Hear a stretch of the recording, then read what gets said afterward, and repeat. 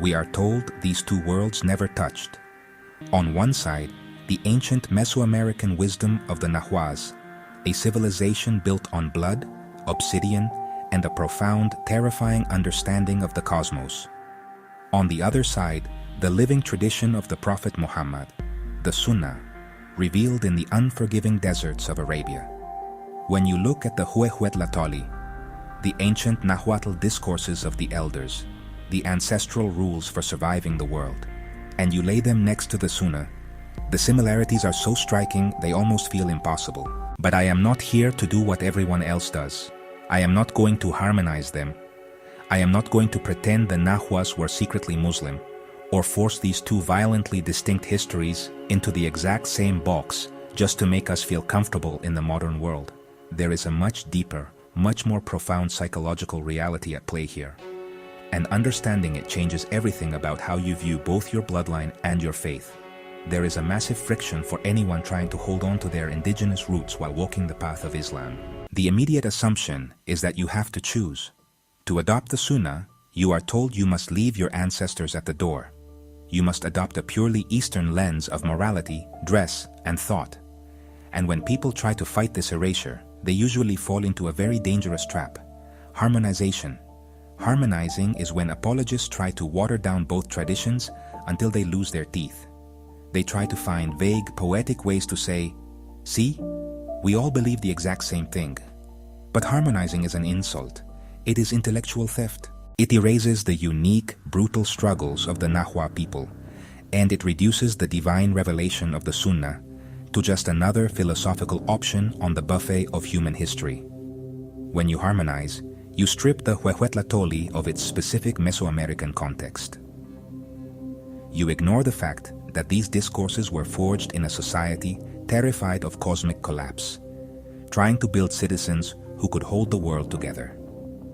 And you strip the Sunnah of its divine authority. So if we aren't harmonizing, what are we doing? How do we explain the fact that a 15th century Nahua elder and a 7th century Arab prophet gave nearly identical psychological instructions for human survival? We are looking at proof of the Fitra. In Islamic theology, the Fitra is the innate, God-given compass embedded in every human soul before they are even born. It is a metaphysical software, a natural inclination toward truth, modesty, balance, and recognizing the Creator. It is the raw human baseline. The Huehuetlatolli is not a lost Islamic text. It is the historical, undeniable proof that your ancestors' Fitra was fully intact. Without a prophet walking among them at that time, they observed the human condition. They used their God-given compass, and they arrived at brilliant moral conclusions. And when you look at the Sunnah, you are looking at the divine perfection of that exact same compass. The Fitra is the raw material. The Sunnah is the completed masterpiece. Let me show you exactly how this ancestral compass mirrors the prophetic standard. Let's start with how you physically move through the world. In the Huehuetlatolli, the elders constantly warned the youth that the earth is Tlalticpac. This translates to on the point, or the slippery earth. The Nahuas believed the world was inherently unstable. If you walk with arrogance, if you forget your fragility, you will slip and destroy yourself. The elders instructed their children, do not throw yourself upon the earth. Walk quietly, peacefully. Do not bow your head too low, nor hold it too high, for one is foolishness and the other is arrogance. Notice the psychological depth here. It wasn't just about looking polite.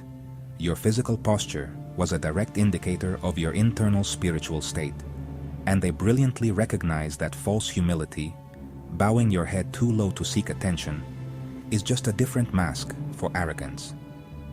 Now listen to the Quran, diagnosing the exact same human condition. And the servants of the Most Merciful are those who walk upon the earth easily in humility, and when the ignorant address them, they say, peace.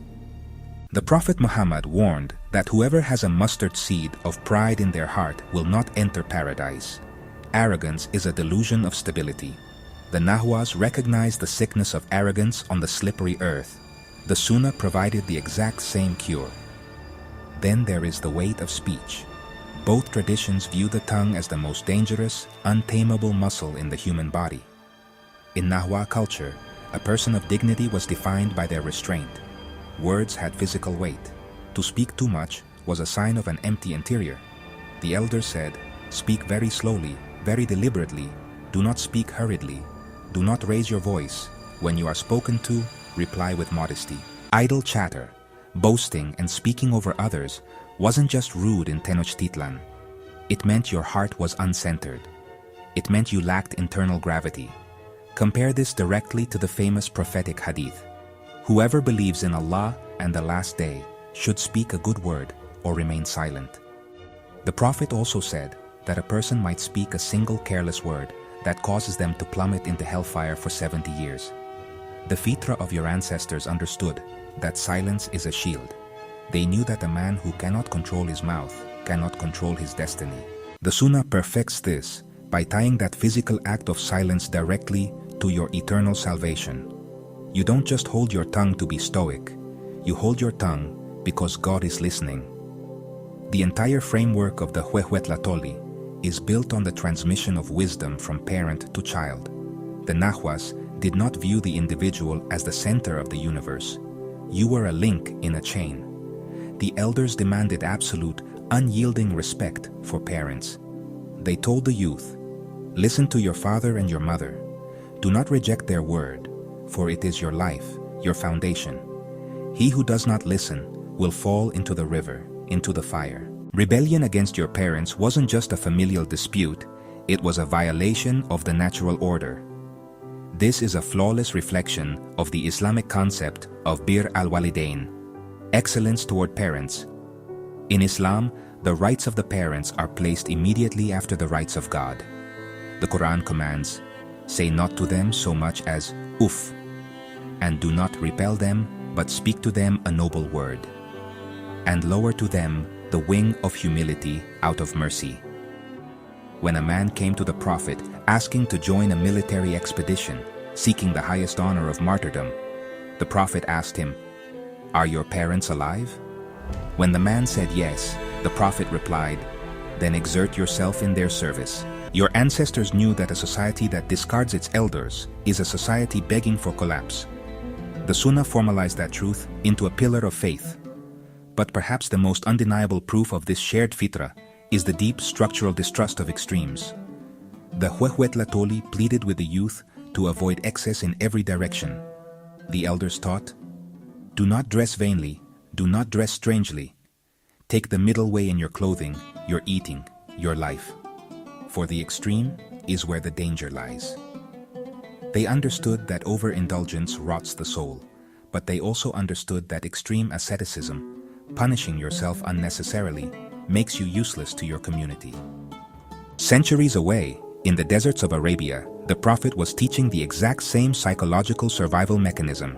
In Islam, this is called Wasatiyyah, the middle path. The Prophet explicitly forbade extremes. When he heard that some of his companions wanted to fast every single day, pray all night without ever sleeping, and swear off marriage to be purely spiritual, he stopped them. He said, "I fast and I break my fast, I pray and I sleep, and I marry women. Whoever turns away from my sunnah is not of me." He declared, "The best of affairs is the middle one." Your ancestors understood that the human being is a fragile creature. You cannot survive the slippery earth if you are leaning too far in any direction. You do not need to harmonize the Huehuetlatolli with the Sunnah to find value in it. You don't need to force them to be the same thing. When you read these ancient Nahua discourses, you are reading the spiritual archaeology of your own bloodline. You are seeing a people who stared into the brutal reality of the human condition, utilized their God-given fitra, and arrived at the exact character traits that the Prophet Muhammad was sent to perfect. When a Latino Muslim adopts the Sunnah today, they are not erasing their ancestors. They are not adopting an alien culture. They are picking up the compass their ancestors left for them, wiping off the dust, and finally walking true north. If this deep dive shifted your perspective, drop a comment below. The algorithm doesn't like content that challenges the narrative, so your engagement actually matters. Next week, we are tearing down the concept of in Ixtli in Yolotl, the face and the heart. Make sure you're subscribed.